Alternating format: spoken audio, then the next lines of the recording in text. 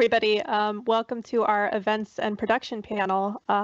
Give you a brief description of what this panel is going to be about. So this panel will be covering event production, what goes on behind the scenes of conventions and live events, what kind of skills are needed, what the typical journey is to move into our positions, and the panel will discuss how esports and gaming events have changed over time and how we see things changing in the future.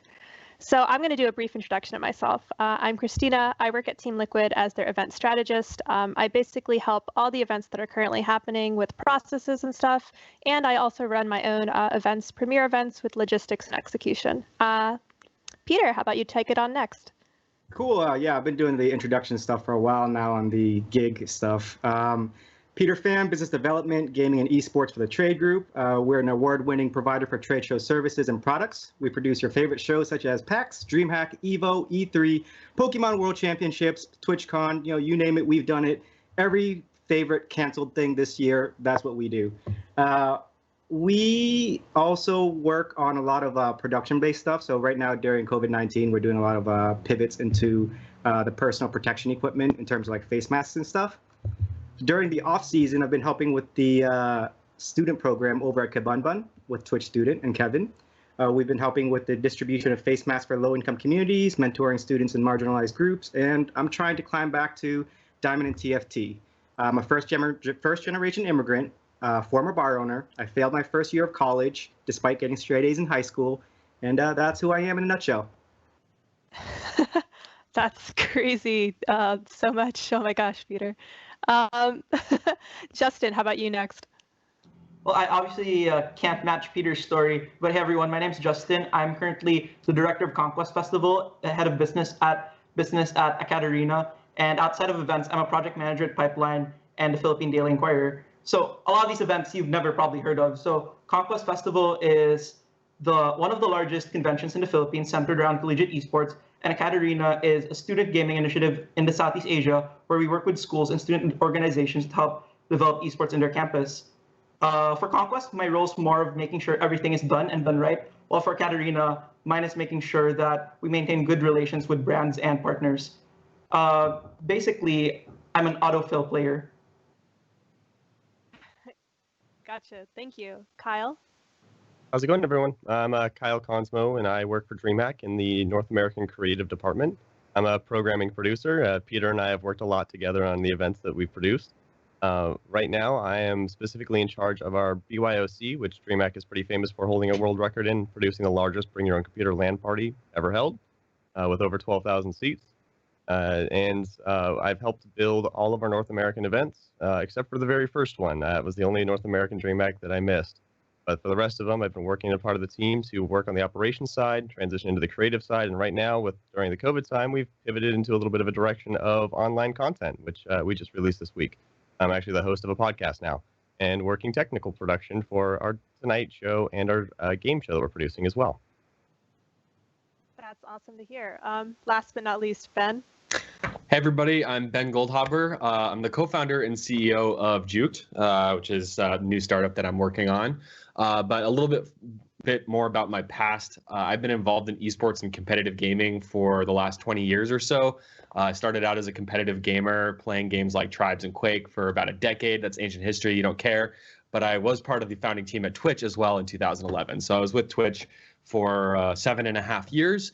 And while I don't think I have as much hands-on experience actually building events like pretty much everyone else on this panel, throughout my time at Twitch, my team ran all of digital marketing and social media for Twitch. So we worked on PAX, E3, TwitchCon, Gamescom, pretty much any event that Twitch was at had a very heavy digital presence, whether that was email, social media, building apps, building websites.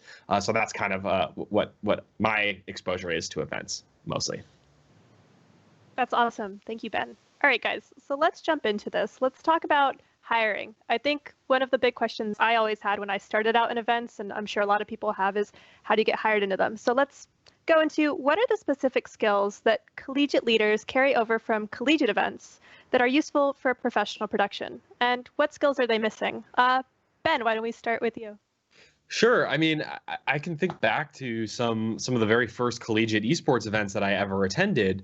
I think TESPA back in Austin, like a long time ago. I think back that time and how many people working at that event went on to have really great careers in esports. I think just showing the dedication and showing the passion and being able to work those long hours and those stressful days and really be a problem solver it's one of the most valuable skills you can possibly have in any kind of job. So when I think back to those times, it was really those people that were able to creatively problem solve and put out fires, because every single event has fires. I've never been part of organizing an event, and maybe Kyle, you've done so many dream hacks that maybe it's different for you guys, but I've never been to an event ever where there weren't 100 fires to put out in the last minute. So if you can step up and really solve those problems, and your job description may be one thing, but you're going to go outside of that job description and be creative and be proactive. I think that's really important. I can for sure echo that. I made a comment a couple events into our team building in North America that we feel like we built a fire department because we were just responding to fires all the time, because as we are learning the event world and how we operate, figuring out where our holes are, that resilience, being able to just at a drop of a hat go and solve something that's more important than what you're working on right now.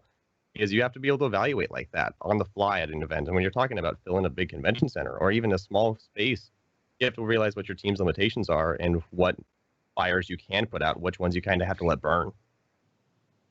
For sure. I totally agree with what you guys are saying. And it goes back to the whole thing about empathy. And for you students who are in the chat right now who've heard me say before, empathy is the ability to understand and share the feelings of others. And it's a skill. And like all skills, it can get rusty if you don't use it. And empathy can manifest itself in many ways, including like recognizing when your team is like facing burnout, seeing when you need to step out for some social media stuff to help them out, filling in for people when they're going 32 hours straight. Like these are things that you need to work on. It's a soft skill. It's not a hard skill. They're not going to teach you this in school. It's something that needs to be constantly exposing yourself to. Yeah, and I'm just going to be an echo chamber over here and say that what the rest said was really good, and I would have said the same if I went first. And one thing that I will add is, or rather one thing that's really good that carries over from the collegiate scene is learning how to learn, in that you're going to learn a lot of skills on the go, and you're going to have to learn a lot of skills on the go. Maybe sometimes, like probably an extreme case, but sometimes when you have to take over production, you have to learn how to operate OBS or even vMix really quickly. And I think that's something that carries over from the collegiate scene really well. That's awesome. I actually started out as a collegiate event organizer way back in the day when Riot started out with season 1 of League of Legends. So one of the things I would say to build off of empathy and learning is learning to have a good attitude. You can't be so stressed in front of people, especially if you have people that were sponsoring the event on scene. And I think that's something I had to learn over time. So here's the next question. What skills or habits or tools that you use now that you wish amateur collegiate productions would adopt? What skills or tools should students start learning now? Justin, what do you think? So I think one thing that a lot of collegiate or amateur productions really need to start learning is how to use project management software. So I'm someone who came from a more professional setting before heading into collegiate, because I started doing professional events when I was in high school.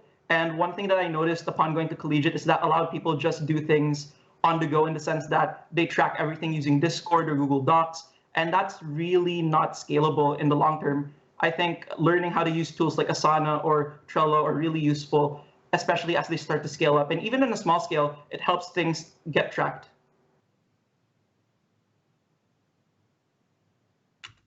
I definitely agree with the Asana there. We use it heavily at our company for all elements of our projects, whether it be the marketing of it or the actual execution of it. But learning how to use a project management tool is not something that I was ever taught by anyone else, and I've had to fumble my way through it now. And it's been quite the process to learn, and it's still something that's challenging for even implementing in a new company that people have never used these tools before, even as professionals in the space.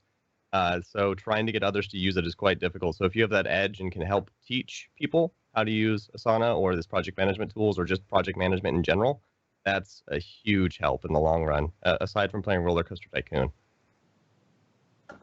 For sure. I'd like to interject and say that it's not just the programs. Different companies will use different programs. You need to have the project management methodologies as well. So like drill it into your head that you need to be thinking a certain way. You need to think about the bigger picture. And not only that, but what are the parts that go into the bigger picture and how can you influence that yourself to make a show run? Yeah, for me, it's really, again, Asana is a great tool. Trello is a great tool. For me, it's really just having a checklist.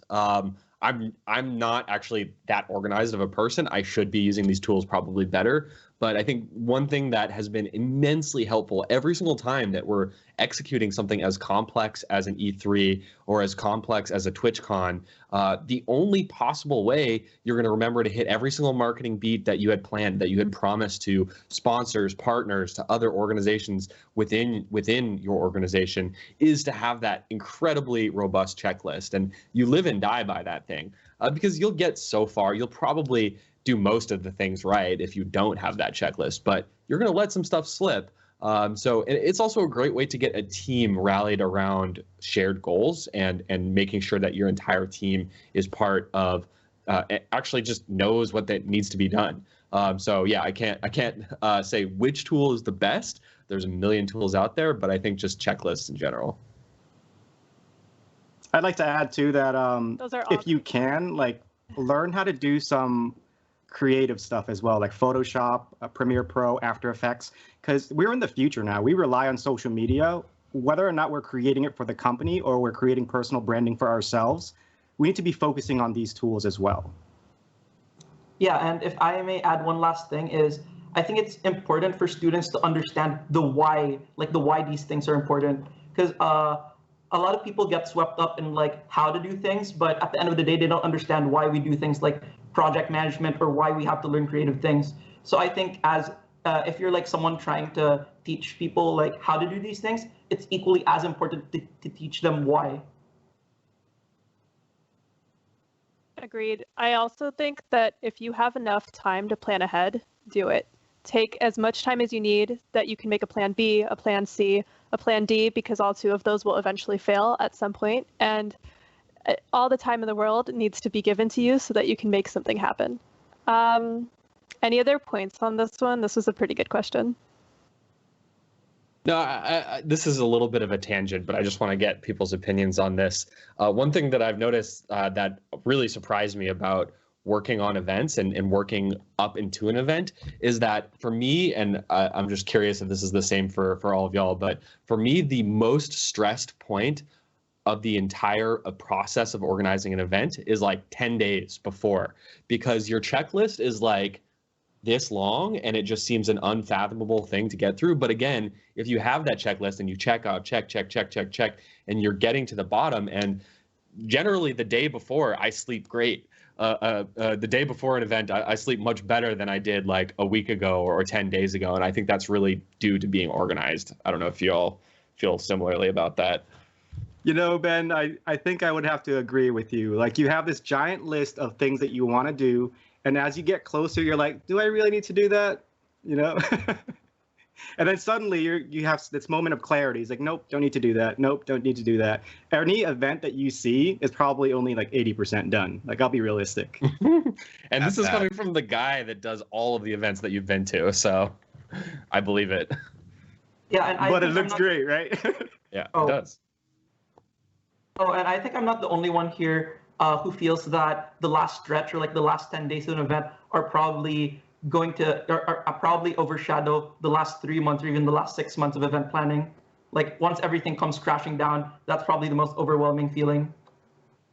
The process is like riding a roller coaster of just ups and downs and ups and downs, and getting used to that cycle of feeling like you're on top of the world and you're doing great and something falls through and all of a sudden you are at the bottom and trying to drag yourself back up to do this again at some points. And then it happens again and again. And then that day before, you're going up that last little bit of that hill and you're so excited to watch those doors open. But those 10 days, holy smokes, before load in and then the days of build, they are just hellish is the best way to describe them at best. Yeah, I'm jealous of you guys. Right before the event, I usually don't sleep because I'm either up doing some last minute printing because we forgot something, or I don't know, something set itself on fire in delivery. So I think there's a certain point where you just say, Jesus, take the wheel, but I feel like that's usually when I'm on site. Yep. Thanks for that question, Ben. Good follow-up. So here's the next question. What are you looking for when you're hiring for events and event production? And how do you get your foot into the door to find those opportunities? And can you guys tell us your big break? Start with Kyle. Well, when we're looking for hiring, that kind of goes back to what we were talking about before, a little bit of that resilience and that ingenuity and being able to problem solve on the fly.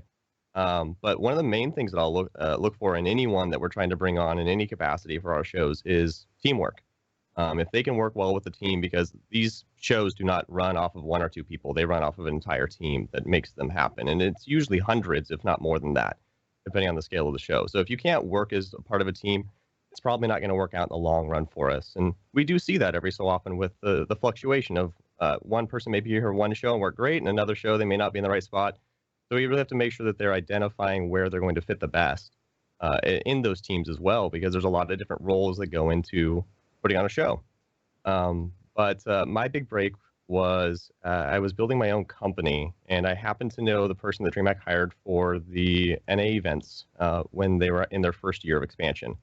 And they needed someone locally in Seattle to help out with an activation that DreamHack was running with Asus at X Prime, or West. I'm old. I'll say Prime all the time. So I got to help out running the small event they were running there. And at that same time, they were hiring for two positions for North American DreamHack event coordinator and event manager. I applied for both and got passed up for both. But the big break was that I got a 6-month contract to help them out with Austin for their first year. And I showed that I was able to work a full-time job and work for DreamHack the first month that I was quitting my last job to go and take this 6-month contract and hope that they were going to hire me afterwards. But it panned out that after the first couple months that they liked the work ethic and liked the work that I was doing, and I got hired for the job that I got passed up for, all because I got to help out at a PAX project that I'd been attending in the first PAX that I ever got to go and work, actually. That was 2014, I think I worked it. You know, Kyle, that's a lot. There's a lot of similarities in your story, because I too worked on DreamHack Austin, and I also left.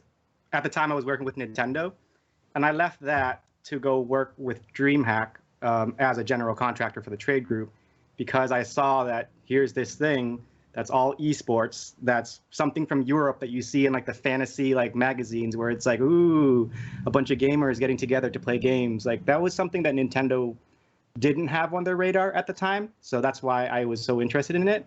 And I would say that during my career, even before the trade group, I've worked with over 1,000 temp staff people in different like marketing things. And the three things that I always look for is punctuality, because you don't know these people. You only know their resume and you only know maybe their photo. But what you do know is whether or not they show up on time that first time. You know, what you do know is like whether or not they can be trusted to do this thing at this time. And from there it goes, can you do this task? Cool. Can you do this project? Cool. Can you do this program? Cool. Can you be the head of this thing? Cool. Like that's how it goes up, like responsibility wise. If you can keep delivering, that's going to keep happening. And the other thing I look for is people who are proactive, because sometimes on the show floor, you're going to have people who are like, okay, cool. I completed my role. I'm going to go hang out, or I'm going to go enjoy the city or something like that. Meanwhile, it's like 2 a.m. and I'm still working. My coworker's still working, and you're at like a bar being like, oh, it's so great. Like that doesn't bring morale up. You know, that's not a good look for the team. You have to think about the team as a whole when you're working in like esports events specifically. And the last thing is, are you personable? You know, the 3 Ps. Are you the same person at hour 1 versus hour 15 of that day? Are you the same person at hour 15 versus hour 100 of that week? Like, are you the same person in month 1 of this project versus month 18? Like, do you lift team spirits or do you bring it down? Like, do people enjoy working with you, or do they find ways to work around you? Like, these are all important things to consider. And, you know, it's cool to see, because every single year when we do like a PAX or a DreamHack or an EVO, you'll see familiar faces, and they're there for a reason, because people like working with them. Yeah, and speaking from a more startup oriented or like a smaller scale event setting, I think one thing that's really useful that we look for in terms of new hires, for at least for core staff, is knowledge of our product, or at the very least being able to pick up knowledge of the product pretty quickly. since in a startup setting, you can only onboard as many people, and you're going to have to like try to make sure that they have knowledge of your product too. So yeah, I think that's something that's really useful, like knowing what the company actually works on.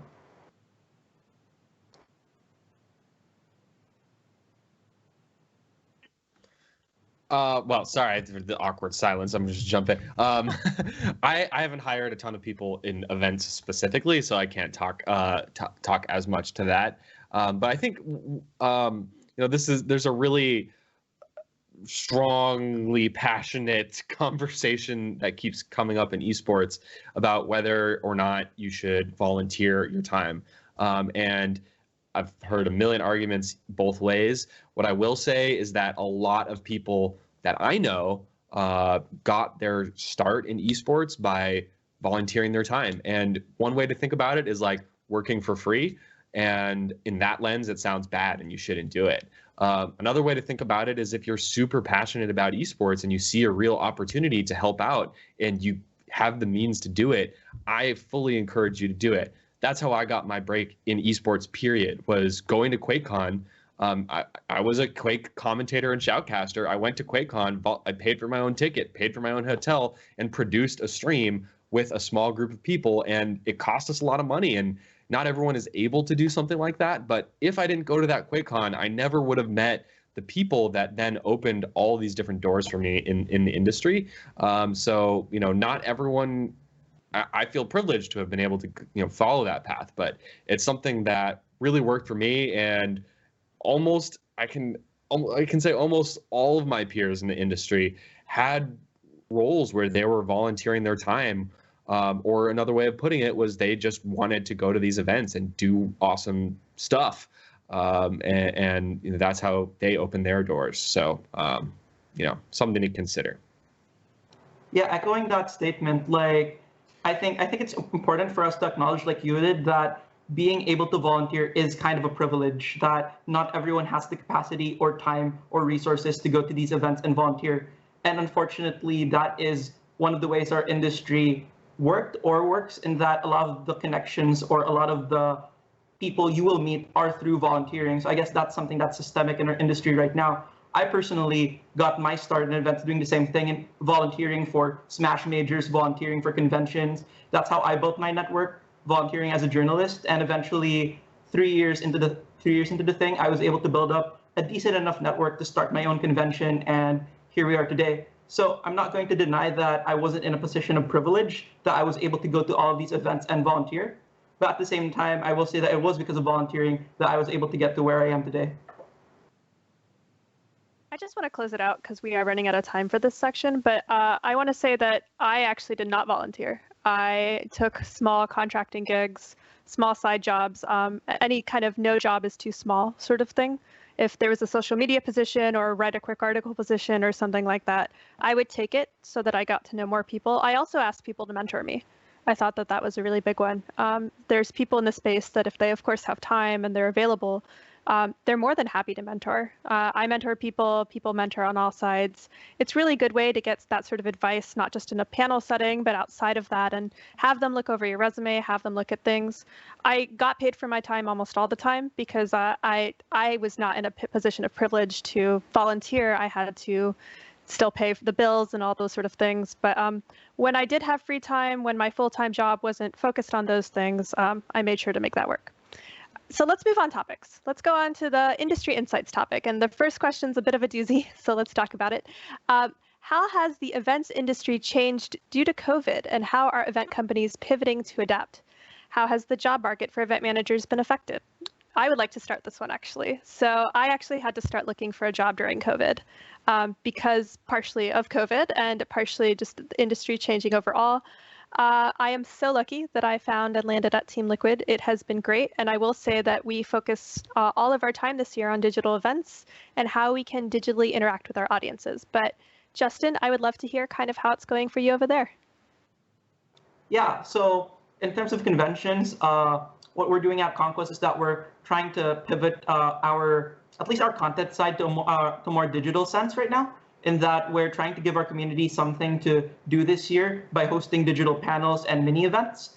But obviously, that's something to tie the community over until next year once we actually start mobilizing again in terms of like full-scale events. But in terms of Ekaterina, so I think one thing that sets Southeast Asia apart from at least other regions, except I guess CIS, in the sense is that the majority of events for competition in Southeast Asia are land-based. So a lot of us rely on internet cafes, PC bangs, or whatever you may call it, to host events. And that has definitely been an interesting challenge to tackle right now, in that how do we shift our formats around? How do we shift our events around in the collegiate space to accommodate for students not necessarily having the resources to compete right now or participate in collegiate esports, since they rely so much on internet cafes for their internet access. So what we've been doing actually is, instead of doing a long-term split format for our collegiate competitions in that, like 8-week long, 10-week long collegiate leagues, is that we've been shifting it over to a more weekend circuit style thing where people accumulate points over a set number of weekends over multiple tournaments, so that they have the freedom to participate in whatever they feel like or whatever they have the capacity to. Because the thing is, COVID is really something that hasn't been handled really well here in the Philippines. We've been in a situation where quarantine goes on and off, in that in a couple of days we're in general community quarantine, and in another couple of days we're in enhanced community quarantine. So we have to provide students with that flexibility to compete in whatever they feel like, while also making them feel like that they're still part of something big.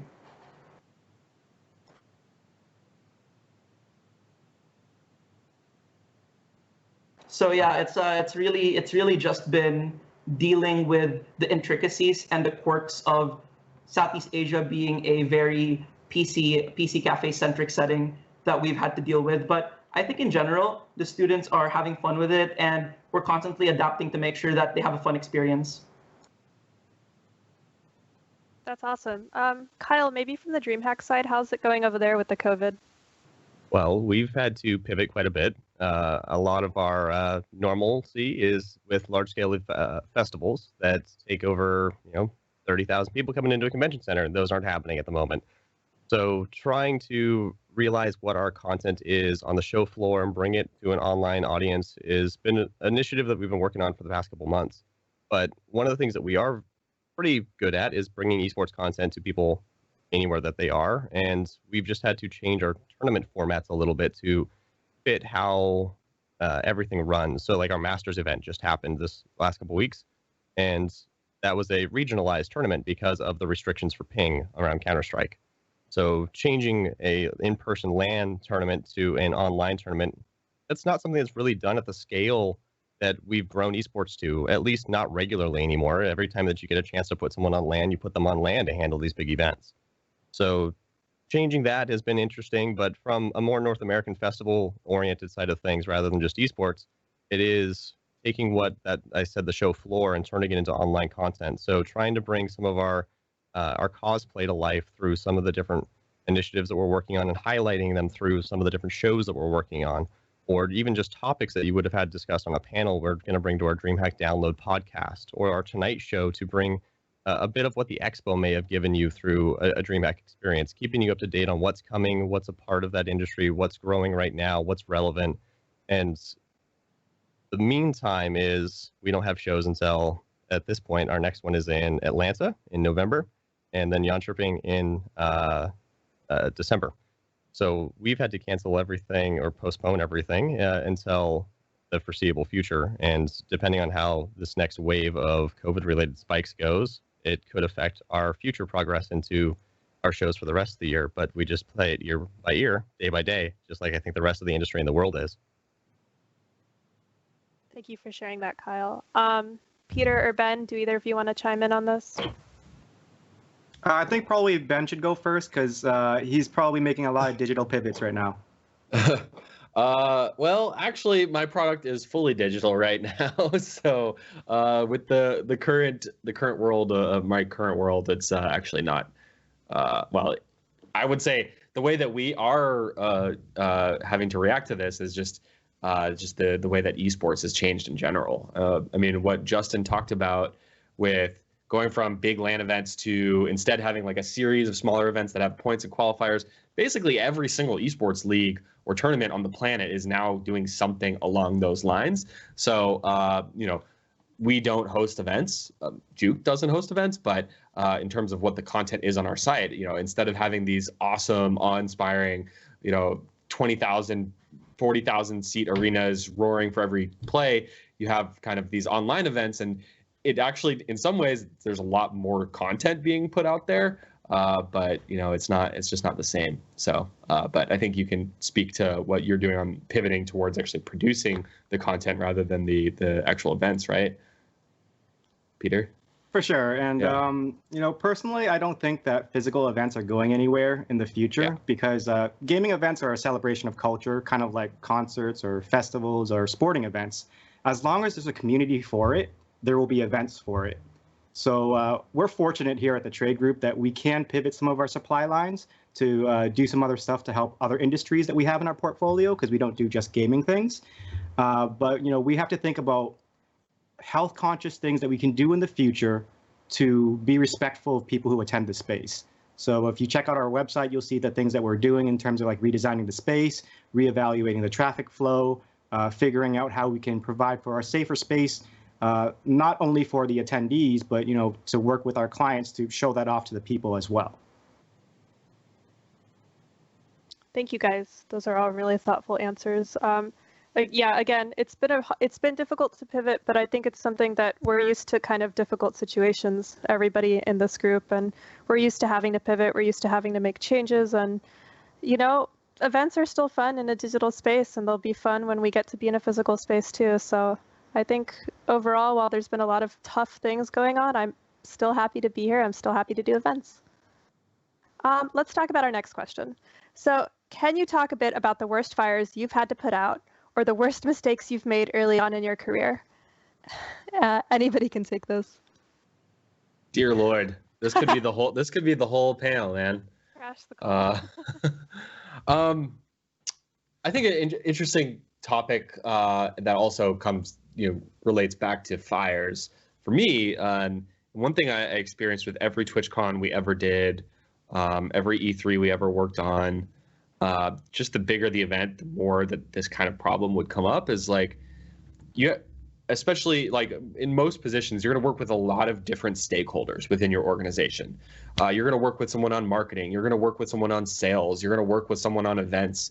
You're going to work with people across the org. And every single person who, if they need something from you, they think that their problem, their issue is definitely the most important and requires your full attention right now. So I think, someone mentioned earlier, like sometimes there's fires that you actually just have to let be fires, and you have to make those kinds of decisions. But something that would happen at Twitch, pretty much every single major event there would be some promise from a sales team member to a brand that somehow didn't get communicated up the right channels, and we'd miss a tweet, or there would be a segment that didn't go up on the stream, or there's something needs to be reworded on the website. And if you're a salesperson, your commission-based salary, every single moment that you're losing $1 is actually hurting you personally. So a salesperson will come to you screaming like the world is on fire, when ultimately in the grand scheme of this event, this is actually not the most important fire to put out. And that's the type of thing that is going to happen all of the time. I mean, someone on partnerships, like this partner, their name is capitalized incorrectly on the website. Like, you got to fix this right now at like in the middle of an event. Like, no, that is a problem, and we'll do our best to fix it. But it's not necessarily something that you need to jump on in that exact moment. I could think of a whole bunch of screw ups and failures over the years, but I'll stop talking now, and maybe you can come back to me if I'll come up with the best one to talk about. Yeah. So to basically double down on that, I think what I needed to know back when I started doing events is that things aren't as bad as they seem, at least for most of the part, and that when you're in the heat of the moment, you probably most people tend to over magnify things to the point that they make tiny issues seem like really big issues internally. And that if you don't have the mental fortitude to handle that, that's really going to affect your performance before, in the middle, and after the event. So you kind of just have to start learning how to see issues how they really are and prioritize what needs to be prioritized. I think in terms of like the biggest or like the worst fire I've had to put out was an actual fire. I think this was an issue that was really like an actual issue that wasn't that I didn't overblow. So 2 days before our event happened, like so last year I held the third iteration of Conquest last year, and what happened was that 3 days before the event, the internet line actually caught on fire. So I was in the middle of a planning meeting with the rest of my team on how we were going to handle like last minute guest security, because we figured out that there were some people who were going to be camping for this like guest because they were a band, and suddenly the venue called us saying that, Justin, the server room is on fire. And I was like, okay, do you mean like on fire as in the servers are like heating up and like the internet's down? No, they were like, no, it's actually on fire. And I was like, okay, don't we have a backup line? And then they were like, oh, the venue tore out the backup line. And I was like, okay, how do we solve this? So for the night before the event, I assigned a couple of members of my team to basically work with our co-presenter, so our main sponsor. Thankfully, our main sponsor was an internet provider. So what they did was they laid out a fiber line, like a brand new fiber line, 2 kilometers across the venue from like another part of the city all the way to the venue. So they spent like almost 2 days just going from one end of the city to the other end of the city to lay out a new fiber line. And everything got laid out literally 1 hour before doors opened to our convention. So that was something that's pretty memorable, because if we so here, but I might be taking too long on this, but what would have happened if we didn't have internet was that our League of Legends collegiate finals, which mind you was a national finals, would have been held in a weird way, in that we would have had the players play in an internet cafe.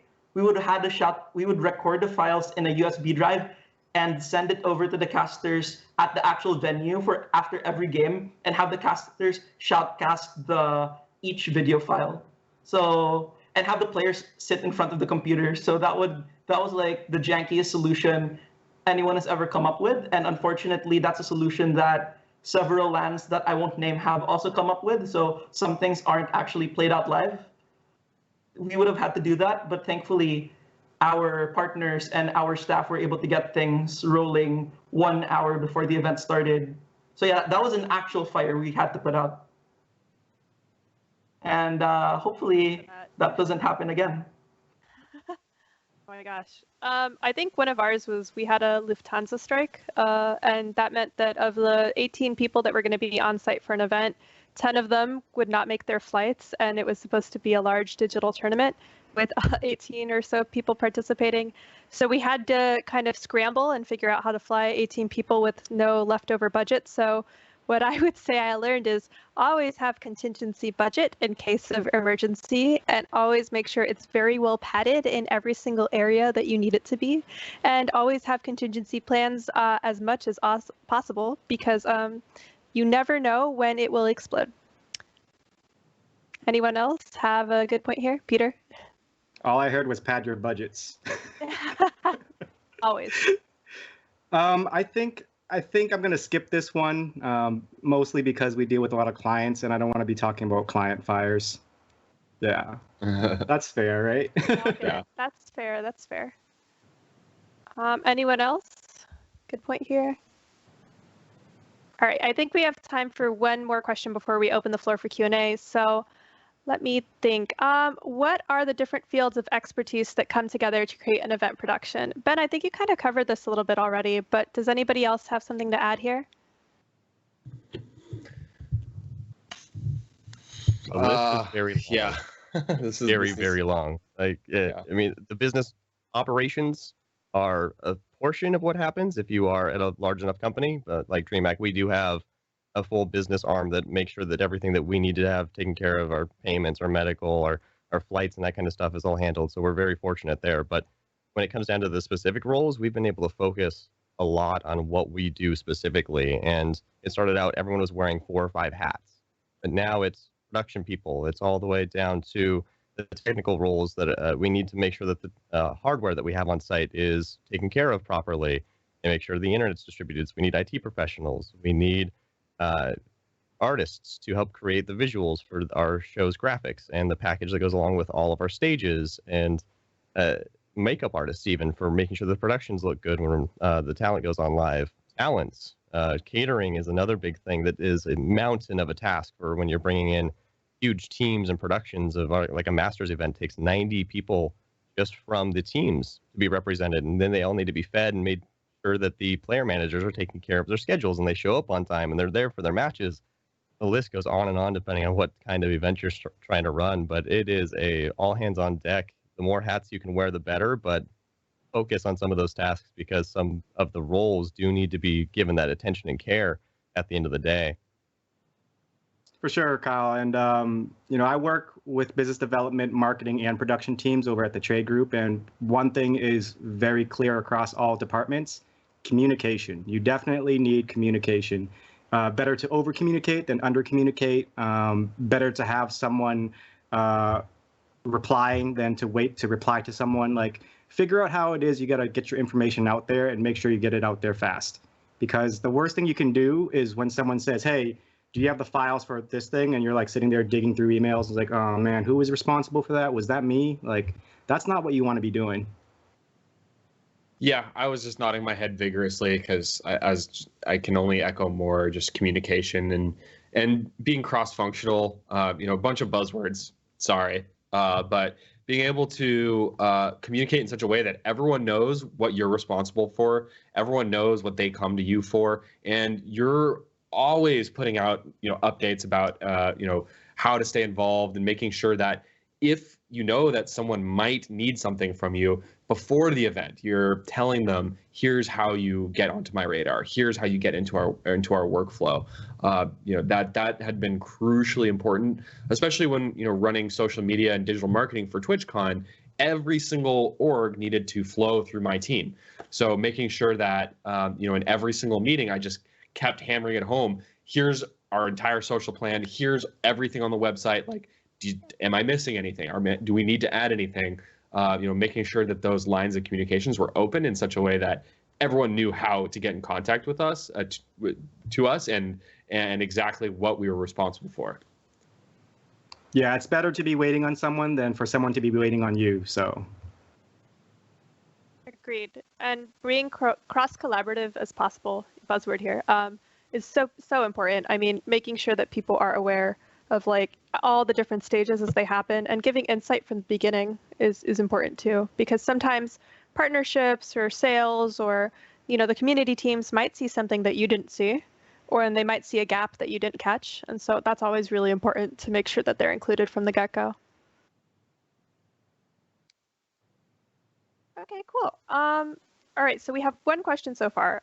As a student who has volunteered a lot, how do I transition into paid roles for events? I mean, make yourself indispensable, continue to build that network. There's, I think all of the, like most of the advice we've talked about so far fits into this. Just, I think probably the most important thing is building that network, continue to just build, but maybe Christina, you should be the one to answer this since all of your first gigs were paid. Yeah, I mean, like I said, I would go for like whatever contracted position there was available for that team. If I saw, what I often did was like troll Twitter for jobs, and then ask people.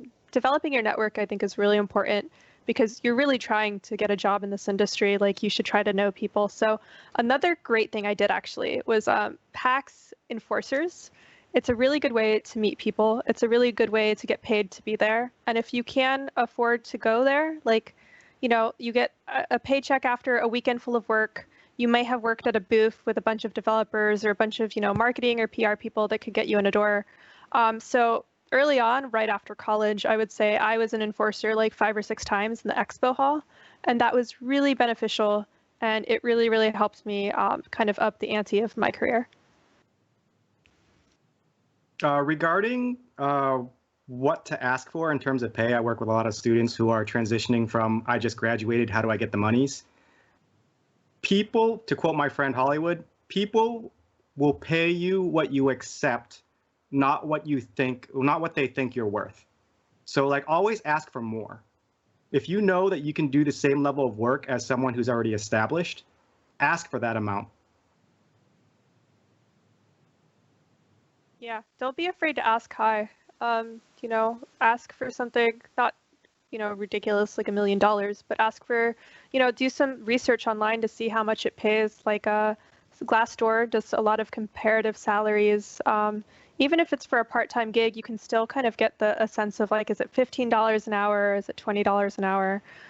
Those are all really kind of helpful things to do.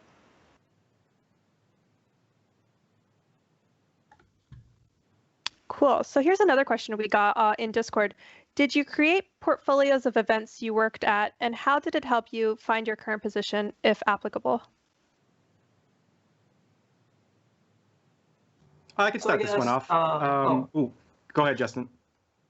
Oh, so I guess my day job doesn't necessarily deal with events because I'm more of an account manager at my day job. However, I do have a portfolio of my events that I do try to include whenever the position has events involved, and I think it's definitely garnered me at least a couple of conversations or two, because knowing even though the company may not necessarily be involved in events in general, them knowing that you can kind of play StarCraft on a high level, kind of like real life StarCraft on a high level, shows that you have like a decent grasp on project management and knowing how to do things, how to get things together, and in general makes you a decent hire.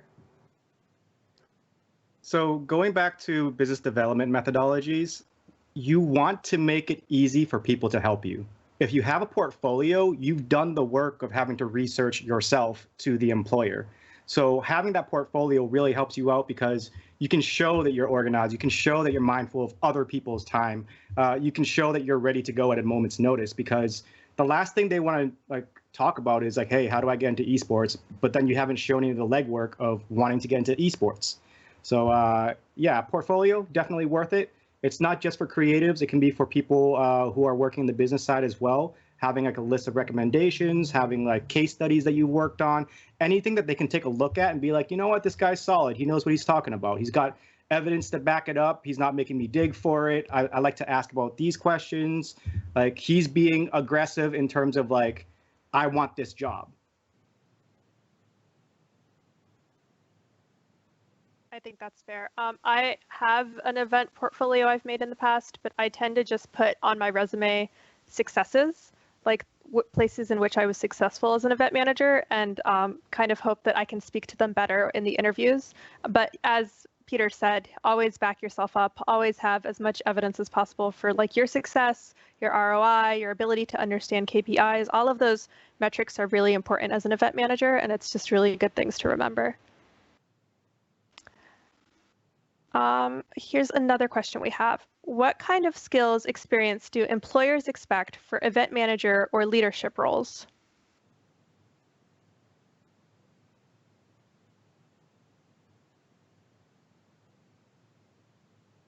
I mean, I unmuted the wrong mic. Oops.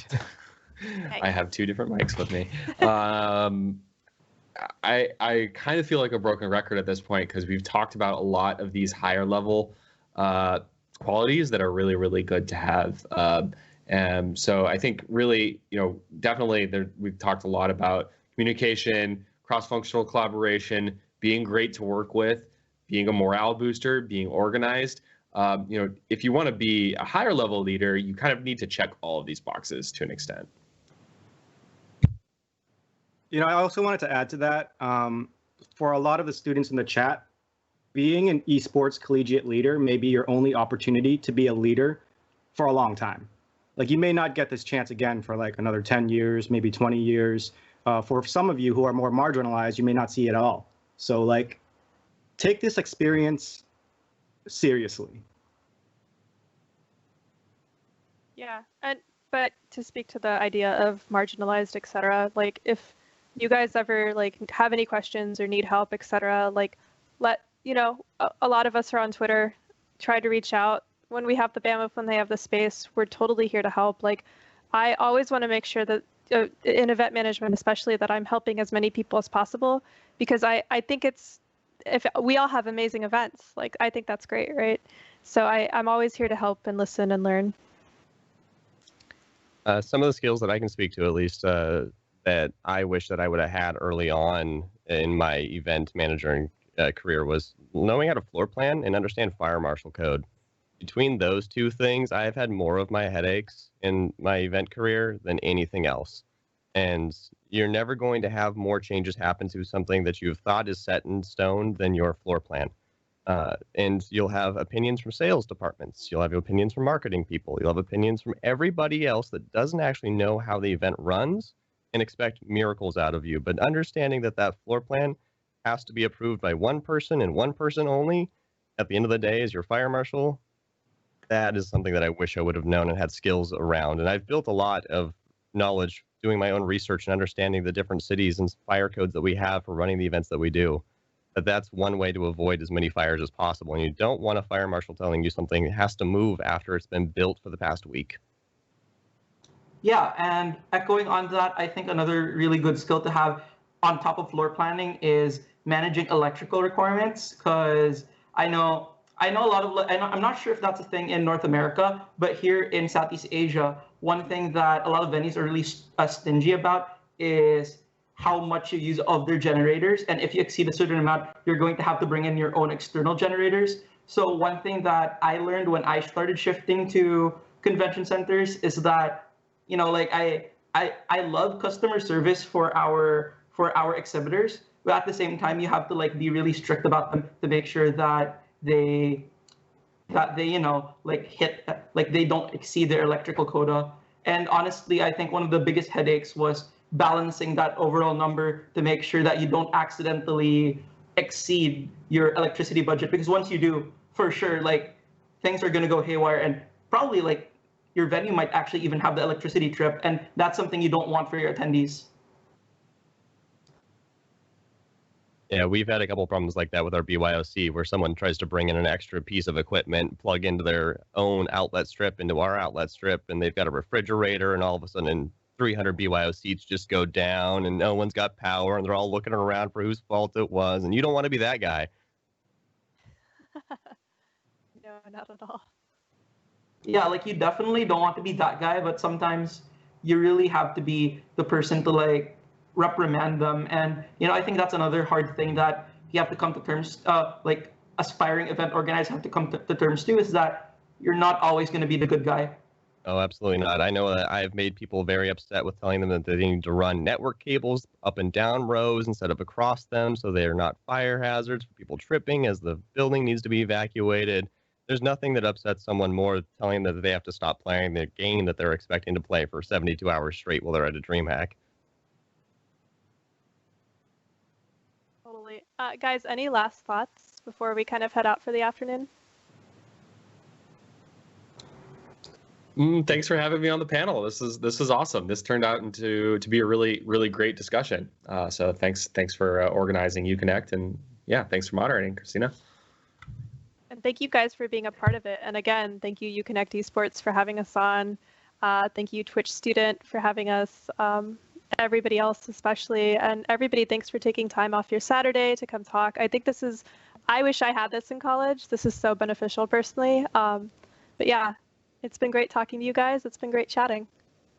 What's a weekend anymore? What even is like, a it's Saturday? You're gonna be in the event space. I forgot it was Saturday. Yeah, that's yeah. Weekends in are the event not. space. We don't have weekends, right? Time zones. Like at this point, like I'm on a panel at 9 a.m. Then I have another broadcast at 5 p.m. later. I've kind of just stopped considering what time zones are at this point. Yeah, I'm I gonna just do a want to shameless say plug. to the chat real quick, students, your learning doesn't stop once you get your degree. Make sure you're consuming daily content so that you're always ahead of your industry. Make sure you're reading to learn and keeping your skills sharp. Because like, if you don't practice your skills, you're going to fall behind. And esports is not the industry where you want to fall behind. Absolutely. If you are looking for an outlet to come and volunteer, and you are in either one of the cities, or you can travel out to where DreamHack is when we do come back, Our volunteer program is one of the best that is out there in North America at the moment. We have fostered some people into pretty awesome positions in and around esports in North America in general. But if you want to figure out some of the other ways, we do talk about that on some of our different talk shows, and download our podcast.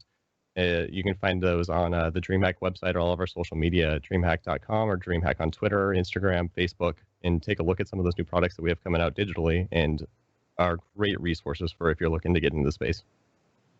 I was told I can shill. I'm never going to pass up an opportunity to shill. Check out juke.gg. We're trying to create the best way to watch esports. It has nothing to do with collegiate or events other than we have events and we have collegiate stuff on it. But yeah, I'm never going to pass that up. So check out juke.gg. We're a new startup trying to change the way that you're watching esports. Yeah, that's it. Yeah, and probably not something that's applicable to most people here, but if you are interested in Southeast Asian collegiate esports, please check out acadarena.com. We're trying to do some cool things and trying to bring a little bit of what's developed over in North America over to Southeast Asia. And to other fellow students out there is, please don't be afraid to fail. I know like one thing that a lot of people are afraid of, I'm afraid of myself, I'm probably being a hypocrite by saying this, is that everyone's afraid of failure, but at the end of the day, at some point, you're probably going to fall. You're probably going to fall constantly. But it's not about how many times you fail. It's about how you get up. Awesome. And my final shill, I guess, is Latinx in gaming is for Latinos in the gaming industry. Please look for us at Latinos in Gaming on Twitter. We also have a Discord. Would love for you guys to join. We're a great community. Thanks, everyone.